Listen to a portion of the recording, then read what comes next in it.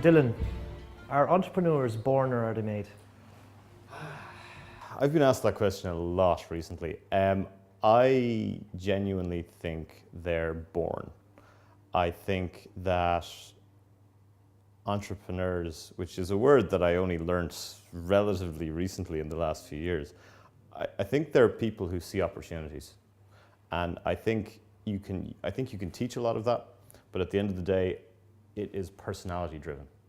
You are either someone who sees an opportunity and grabs it and is bullheaded enough and stubborn enough and just driven enough for whatever complex set of emotional or childhood reasons that people are or have to go and do something about it. So yeah, I think it'd be great to think you can make them. I think you can help them along the way. I think the world needs a lot more than entrepreneurs, because at the end of the day, you need people who have discipline, who can manage these companies, because the person who starts a company is usually 9 times out of 10 not the person you want running a company when it's grown to a certain point. Because frankly, a lot of those people, and I include myself in that, are just too easily distracted and just have not got the discipline to do something conventional. So you're probably thinking of the next idea or the next opportunity. I'm always thinking of next ideas and next opportunities, but and that's kind of the point. You know, I think companies get to a certain stage and they do something well, and that's what they do. They iterate gradually upon that. I think for me, I'm always looking for different opportunities, which may or may not be related to whatever it is I'm currently doing. So yeah, I always have an eye out for stuff. I keep lists of things. I have notebooks upon notebooks, just sort of ideas, scribbles that I'll jot down about various ideas. The story, your story, is always been very interesting. I mean, from Trinity College, you set up your first business while you were in Trinity College.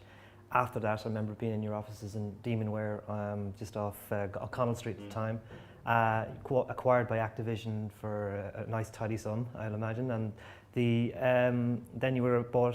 GameStop has a majority shareholding in Jolt.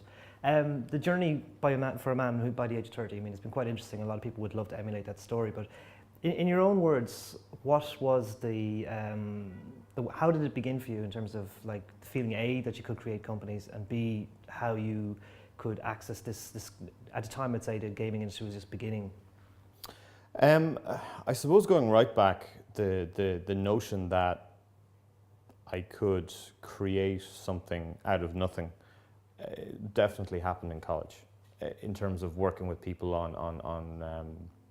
in various societies, in terms of being involved in the radio station and things like that, and realizing that at the end of the day, you know, any particular project or venture is really just a list of things, and you can break it down, but it's just a list, and you just have to get through it, right, in terms of making it happen.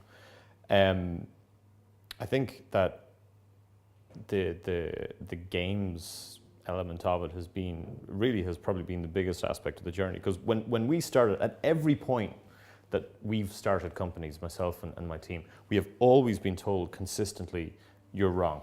You don't know what you're talking about. And I think a lot of that, you know, just really does drive me to go and do it. You know, because when you know something, or you have information about something and you can see how it's going to work, and the rest of the world is telling you, you know what, nah, that doesn't make any sense, that is always a driver. So when we started Demonware, right when online gaming was in its infancy, the biggest online game in the world was EverQuest. It had 250,000 subscribers, and everyone, all the analysts, all the games experts said, you know what, this is the pinnacle of online gaming. This is as big as it will be. When we exited Demonware to Activision in 2007, there was this thing called World of Warcraft, which had 10 or 11 million subscribers, and it had blown everything else away. And people said, wow, we never thought this could happen. This is the peak of online gaming, you know? When we exited Jolt to GameStop in November 2009, Farmville had 87 million online players. And no one, at each point, everyone believed that it was absolutely the peak of the market in terms of how big online gaming could get. And each time, something has come along that's blown it away. And at each of those points, we've entered the market with a particular offering. We entered it with technology, with Demonware, and we were told, hey, this is only ever going to be a marginal piece. your tech isn't really going to be needed all that much. It's now become the biggest driver of console games. You look at something like Call of Duty, and I mean, Call of Duty is now practically defined by its online gaming, which again is all running on Demonware technology. You look at what we did with Jolt, and we saw where the market was going, and we said, you know what? Everyone has been talking about games that you have to pay money for. We're going to change this. We're going to go a little bit counterintuitive. We're going to give something away for free, completely, just to keep driving this space. And we're going to let you play it in an internet browser rather than download the thing, you know. And everyone said, you know what? You're nuts. We see that working we see that working in Germany, but we don't think it's really going to travel anywhere else. And now the biggest online game in the world is played through your browser. You know, so at every time, it's sort of, I suppose, the growth of the industry has always matched the level of resistance that we've had in a kind of corollary sense, starting each company. So it's kind of been an interesting, you know, parallel path. And I think, you know, I do like the opposition. I like when people telling me that I'm wrong. I really do find that quite challenging. When everyone's telling me I'm right, that's when I usually go, you know, Jesus, Something's there's wrong. something not right here. You can't all be telling me this, you know.